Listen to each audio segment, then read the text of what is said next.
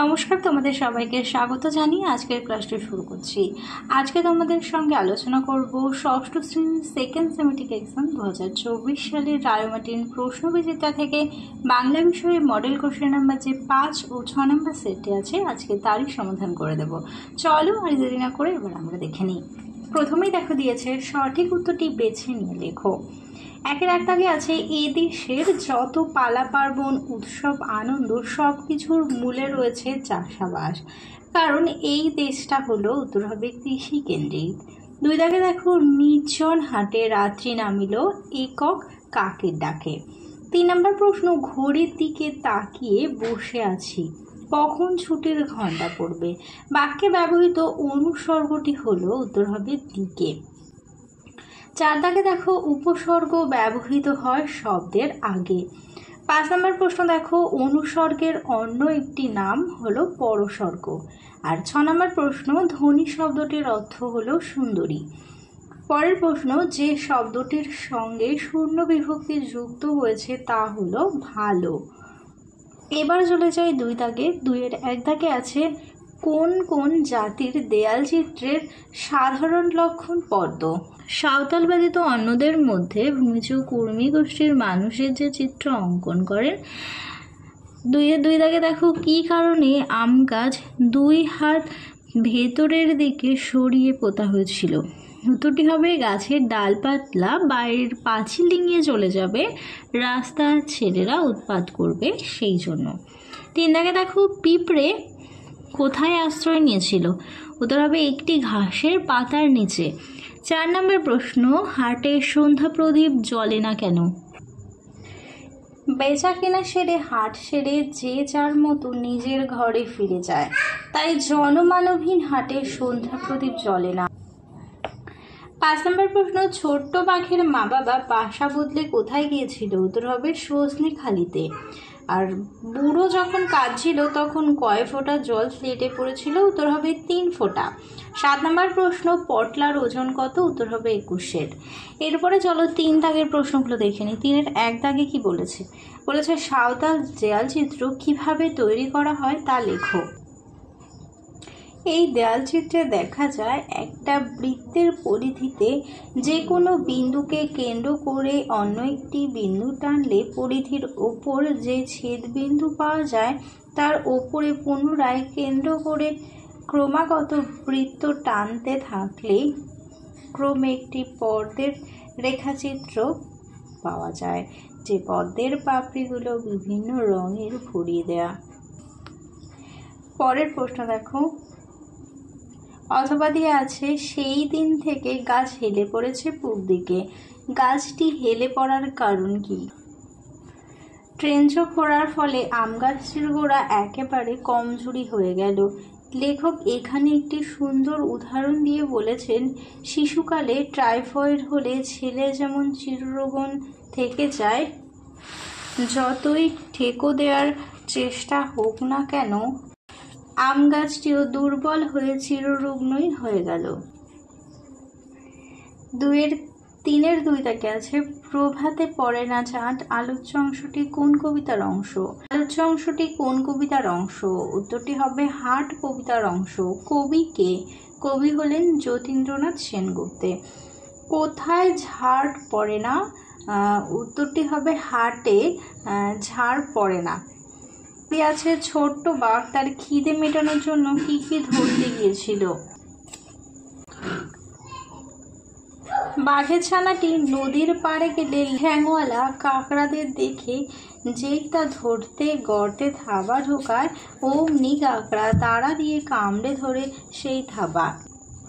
যন্ত্রণায় চিৎকার করে কেঁদে ওঠে ছোট্ট বাঘটি। কান্না শুনেই তার বাবা ছুটে আসে এবং নখযুক্ত থাবার আঘাতে কাঁকড়ার তাড়া ভেঙে দেয়। খিদের জ্বালায় বাঘের ছানা জলে নামে মাছের পোনা ধরতে। তা দেখে মা বাঘ ছানাকে বলে সে কি ভোদর নাকি, বাঘ কখনো এমনভাবে মাছ শিকার করে না।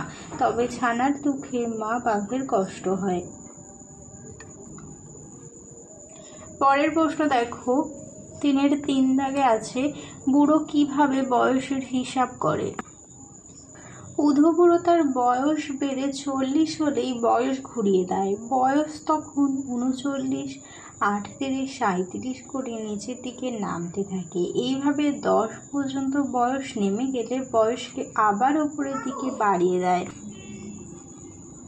অথবা দিয়ে আছে পয়সা পেয়ে কাকের মহা ফুর্তি।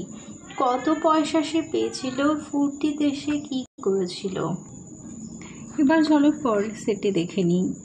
বলেছে ধানের সবচেয়ে বড় বন্ধু হলো বৃষ্টি, নদীর বাতাস, সারে প্রশ্বাস, পার্শ্বে পাকুড় শাকে। সাঁওতালি দেয়াল চিত্রে চতুষ্কোণ ত্রিভুজ আর বিভক্তি কয় প্রকার? 2 প্রকার। 5 দাগে আছে সবাই সবার আগে যেতে চায়, আগে হলো অনুসর্গ। সৌম্য সুমিতের পরীক্ষার ফল ভালো হয়েছে, শূন্যস্থানের সঠিক অনুসর্গটি হবে অপেক্ষা।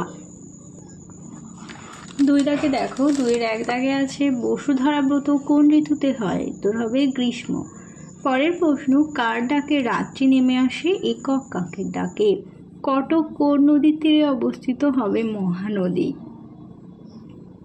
4 দাগে আছে বাঘের ছানা কাদায় নেমেছিল কেন? মিনি মৎস্য ধরার জন্য। উধোর বর্তমান বয়স কত? 13 বছর। হিজিবিজ বীজের শ্বশুরের নাম কি? তকাই। এবার দেখো নিচের ভাষায় উত্তর দাও। 3-এর 1 দাগে আছে বাস ডিপোয় যাত্রীরা কি করে?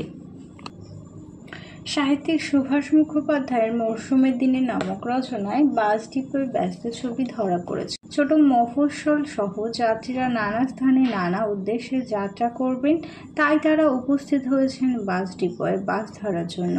বাসের ভেতরে নিজের নিজের স্থানে জিনিসপত্র রেখে অনেকেই বাসের বাইরে এসে দাঁড়িয়েছেন। সামনে চায়ের দোকানে বেঞ্চির ওপর বসে ড্রাইভার চা পান করছেন, সেদিকে নজর রেখে যাত্রীর দল কাছেই থাকেন। গরমের সময় তারা গায়ে হাওয়া লাগায় আর শীতের রোদ পোহায়। বাসের কন্ডাক্টর আর ক্লিনার ধরাধরি করে ছাদে মালপত্র তোলে। এমনই ব্যস্ত এক বাস ডিপোর ছবির পরিচয় দিয়েছেন লেখক। অথবা দিয়ে আছে দেয়াল চিত্র করার জন্য কি কি উপাদান ব্যবহৃত হয়? সাধারণতভাবে লালচে গিরিমাটি অর্থাৎ গেরুয়া রঙের মাটি ব্যবহার করা হয় দেয়াল চিত্রের আঁকার জন্য।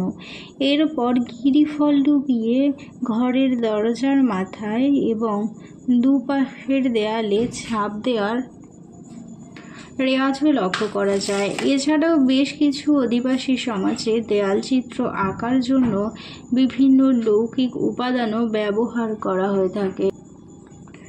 2 দাগে আছে পিঁপড়ের ভাষাহীন চলাচল কেমন? শব্দ করে ভাব বিনিময়ের জন্য কথা বলতে পারে না পিঁপড়েরা, কিন্তু সুরসুরে ঠেকিয়ে নিজেদের মধ্যে ভাবের আদান প্রদান করতে পারে তারা সব সময় ব্যস্ত। তাদের জীবন ছোট হলেও গতিময়, স্তব্ধতার মধ্যেও আকারে ইঙ্গিতে ভঙ্গিতে যে কত কথা বলে যায়, ওরা সে কথার আদান প্রদান এবং বিনিময় করলেও জানে পিঁপড়েরাই। অথবা দিয়ে আছে হাটের স্থান ছাড়িয়ে দূরের গ্রামের ছবি কিভাবে হাট কবিতায় ফুটে উঠেছে? কবি যতীন্দ্রনাথ সেনগুপ্ত রচিত হাট কবিতায় গ্রামের হাটের বাস্তব চিত্র যেমন প্রকাশিত হয়েছে, তেমনই হাটকে কেন্দ্র করে গ্রামের অন্যান্য কয়েকটি ছবিও প্রকাশিত হয়েছে। 10-12টি গ্রামের মানুষজনকে একই স্থানে নিয়ে আসে হাট। গ্রামীণ নদীটি বয়ে চলেছে হাটের ওই পাশ দিয়ে। ওপারের মানুষ সেই নদী পার হয়ে পয়সা নিয়ে উপস্থিত হয় এপারের হাটে। এপারের মানুষ পণ্য কেনার জন্য উপস্থিত হয় সেখানে। এভাবেই 2 গ্রামের মানুষের মধ্যে এক প্রকার আন্তরিক বন্ধন তৈরি হয় হাটকে উপলক্ষ করে। 3-এর 3 দাগে দেখো, এই বলে যে আবার হাসতে হাসতে লুটিয়ে পড়ল। কে কেন হাসতে হাসতে লুটিয়ে পড়ল? এটা তোমরা হজে পড়ল বইয়ের 24 নম্বর পেজে পাবে। অথবা দিয়ে আছে উধো আর বুধুর কীর্তিকলাপ লেখো 240 পেজে। সুকুমার রায়ের হযবরল গল্পের উল্লেখযোগ্য দুটি চরিত্র হলো উধো এবং বুধো। এরা দুই ভাই। গল্পে হাস্যরস সৃষ্টি করলেও এদের ভূমিকা গুরুত্বপূর্ণ। এদের দুজনের মধ্যে চেহারা বা আকারগত সাদৃশ্য প্রশংসনীয়।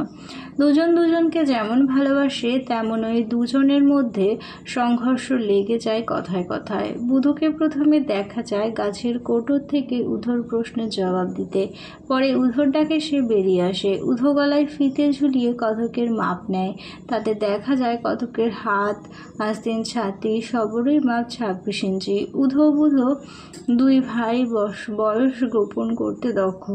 তাই বয়স তাদের 40 বছর হলেই তারা বয়স গোনার মুখটা ঘুরিয়ে দেয়। সামান্য কারণেই দুই ভাই মারামারিতে জড়িয়ে পড়ে। আবার খানিক পরেই কান্নাকাটি করে দুজন দুজনেরকে আলিঙ্গন করে। এইভাবেই আলোচ্য গল্পে উধো বুধোর অদ্ভুত কার্যকলাপের পরিচয় পাওয়া যায়। তাহলে চলো তোমাদের 6 নম্বর পর্যন্ত মডেল সেটটি সমাধান করে দিলাম। পরের সেটটি নিয়ে খুব তাড়াতাড়ি দেখা হবে। ভিডিওটা ভালো লাগলে অবশ্যই লাইক, কমেন্ট ও বন্ধুদের সঙ্গে শেয়ার করতে ভুলো না। আর এখনও যদি চ্যানেলটিকে সাবস্ক্রাইব না করে থাকো অবশ্যই সাবস্ক্রাইব করার অনুরোধ রইল। সবাই ভালো থেকো, সুস্থ থেকো, টাটা।